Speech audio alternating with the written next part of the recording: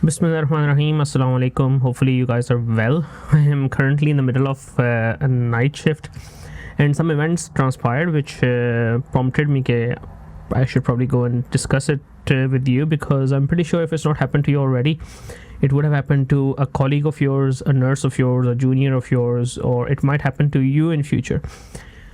And when such circumstances arise, there's one of two things you can do. You can take it up head on and deal with it, or you can just bury your head in the sand and wait for things to disappear.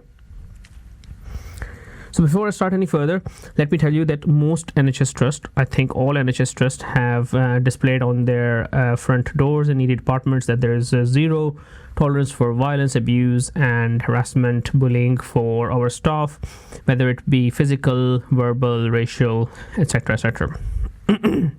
Same it says in this trust that I'm working now, which is completely irrelevant. Wherever you work, this kind of thing can pop up. It depends entirely on what kind of patients you're getting on. Today is a Friday night by chance, and Friday night, Saturday night in this country, or especially in a long weekend, is always a bit of funny night. What happened is I got mainly verbally abused by and threatened by a patient, a specific patient, but not just that. I was also physically, in this case, abused, and this is the first time in my 10 years of NHS service that I have any patient has tried to be physical with me. Having said that, I have faced racial abuse, not just from patients, on one or two occasions from staff as well, and I am not the sort of person who takes it lightly, and I've stood up for myself in those circumstances, and I've seen some other people find it really funny or awkward to stand up for you. But at the end of the day, you are the doctor, you are in charge and responsible for your well-being first of all. So I think it is a responsibility of you to yourself, your patients and your workplace, that you stand up to these acts. So today what happened, I had a patient, I got a phone call. Usually A&E calls us when someone is not waking up, when someone is unconscious. I got a similar phone call and I attended, as we usually do, straight away. By the time I saw them, they were quite awake, and they responded very quickly. So I was writing it in the notes, and during this period, this person who was on the naloxone infusion wakes up. He starts to try and rip his kennel off, and I try and educate them and say, don't do that. You can be in big trouble. You can stop breathing that you were not doing before, and you can even become unconscious again. They obviously ignored my advice. I went in, asked any nurses, any doctors to call the security, and they took the candle out and they shoved it on my face. Now this itself is a big act, because especially on this occasion, I'm not entirely sure, but someone could be a drug user. They can have different bloodborne viruses, they can have different viral loads. And if their blood catches contact with your epithelia, for example, eye, your mouth, anywhere essentially, they can transmit infections to you. So that is a big worry, and that is always a no-no for me. And when they did that, I was like, okay, fine. This is now turned from a doctor-patient interaction to a very hostile situation where I am not going to be a part of this interaction anymore. And I told him that I'm going to call security and I'm not going to be involved in this treatment anymore. And if he carries on like this, I will call the police. And he carried on like that. He then threatened me, and after some time, when he was not getting the kind of response he wanted, he, I think, wanted me to act a bit physically or violently. And I restrained myself. I'm in a professional capacity. I would never do that. If I thought that he's going to harm me in any way, I would definitely retaliate in a defensive position to make sure that he cannot harm me. At this moment in time, there were so many. The nurses had gathered, the doctors had gathered, and they were watching, and other patients were there and they were watching. And I didn't retaliate because people were watching. I wasn't, scared, because you are allowed to defend yourself. I didn't want to retaliate to a situation where it might make things worse. Or I didn't want to give him any opportunity to blame me for the aggravation. So then the physical part of the abuse was, he came towards me, he pushed me once, he then pushed me again, and it wasn't like a violent push where you knock someone over, but I stood my ground, and then the staff took him away, and then I completely stayed away. And that is how it concluded. By that time, I told the AAD doctors that we need police here, And then I got a phone call from police, and the officers came and they took my statements. They then informed me that, the same person had assaulted one of their officers as well, so he's definitely being detained. And with my statement and with their own officer's statement, they'll probably arrest him. I'll take a break here, and this brings old memories back, memories from Pakistan when I used to be a junior doctor there.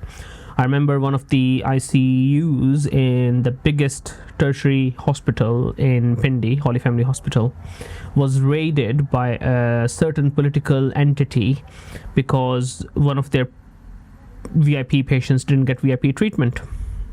And they died. I don't know how they died, whatever happened, but this whole crowd of their supporters came into ICU. They broke all the machines. They broke all the mirrors. They assaulted doctors. They assaulted female doctors.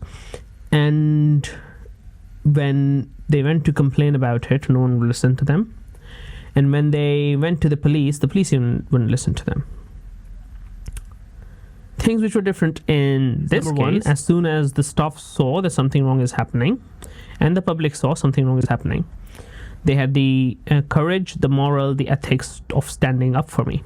Not just the staff, not just the nurses, not just doctors, everyone from the staff and everyone from the public, they stood up for me, and they knew that this is a doctor. He's come here for work and he's not come here for abuse. I'm a doctor. I got employed because I treat people. I don't get employed because I go and let people hit me on the face or something else. So that's the basic principle of working in NHS. Number 2, there's a very simple electronic system how you report incidents, and then it gets flagged up into all the systems. Anything which is violence or where a staff member is harmed is red flagged in that system, and that then goes out to many managers, many executives, for example. And especially if you report it to police and then you get police gives you a crime number or something, that gets reported even further. That is the thing. And the more people you involve, the more difficult it is to hush the whole situation. The police I called was there, I think, very quick, but they got my statement about 2 hours later, and they made my statement, and I told them that I'm away on a holiday. By the way, yeah, we are going to Italy. So I'll make some videos about that on a different channel, because this is specifically for medical junior doctors, etc., etc. So I did that, and I gave them the statement. I spoke to my colleague, the immediate senior, the consultant who was on call. He's like, do you want me to come in? Do you want me to take the bleep off you? Do you want a bit of a rest? Are you feeling well? I think the first thing every senior person asked me was, are you feeling well? Are you feeling like you can do the shift? We want to make sure that you feel well in yourself. We don't want this to have a huge impact. And I think for someone like me who's been working in this system for such a long time, it probably is not that disturbing, but so for some people it could be disturbing. I mean, I don't know if I'm pretty sure if something like this had happened to my wife, for example, who would be very, very offended, very, very scared of any sort of confrontation, then things would have been different, and it could impact their life, because you're coming into work and you don't want to be working scared that this person might hit me, or this person might shout at me, or spit on my face, or throw his blood at me. And that can be life-changing for a doctor. I am in a field where I need to draw blood, give blood, do procedures all the time. And if someone were to give me hepatitis or HIV, I would be very, very sad about it. I would be very disturbed, very upset. My mental health will have a decline, because it might risk my job. It might risk my working. And that is something I don't want to afford. Going forward, what support I have, I was doing a locum shift, an extra shift, so it's not my regular place of work. Otherwise, I would have escalated it to my clinical supervisors, my education supervisor, my college tutor. So I obviously informed the deanery. I'm probably going to do a reflection on my portfolio anyways, because it's good to reflect on these sort of incidents, because it tells that you know how the paperwork are handled, how the management works, how you're supposed to report incidents, etc., etc. I would probably use this opportunity to increase awareness, like I'm doing right now on my channel, amongst other doctors. The problem is, if you take it silently, quietly all the time, and you don't report it to police, you're probably thinking, yes, it's just a patient, yeah, they might be upset, yes, they're a bit sick, etc., etc. But if you don't put a check and balance on it, if you don't make people accountable and answerable, what is going to happen is it become a more normal thing.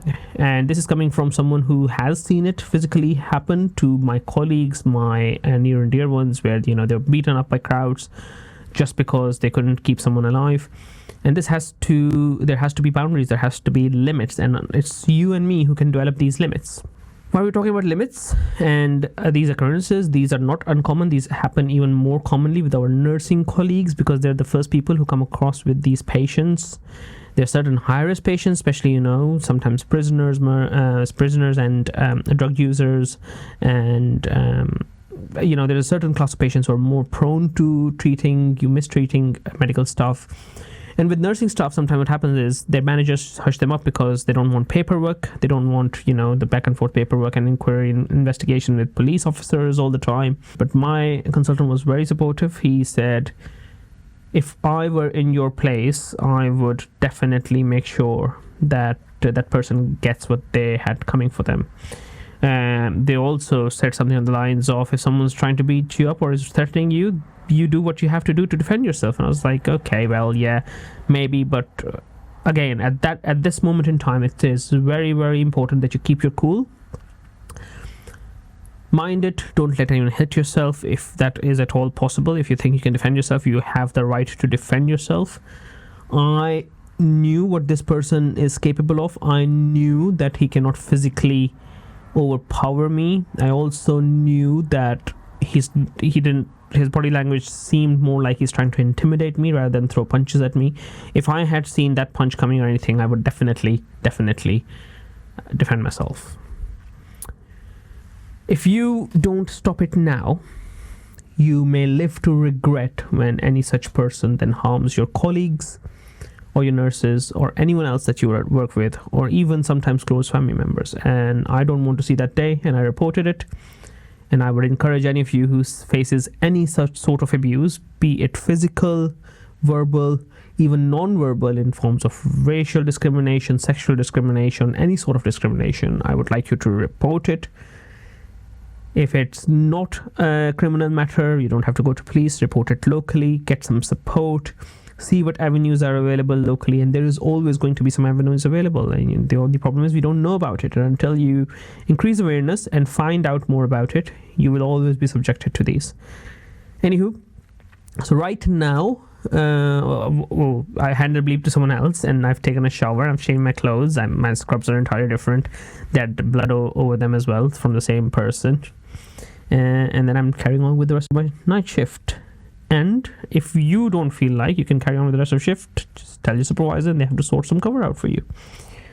I hope it was enlightening. I hope you kind of find out that, the kind of things you can do in such interactions. Minimally restrictive, self-defense, and always have a policy of breaking away from these situations, because all you do by standing in front of such a person is just aggravate it even more and more. So as soon as I got the opportunity, I parted ways. Hopefully you find this talk useful. Take care and subscribe to the channel, like it. Allah Hafiz.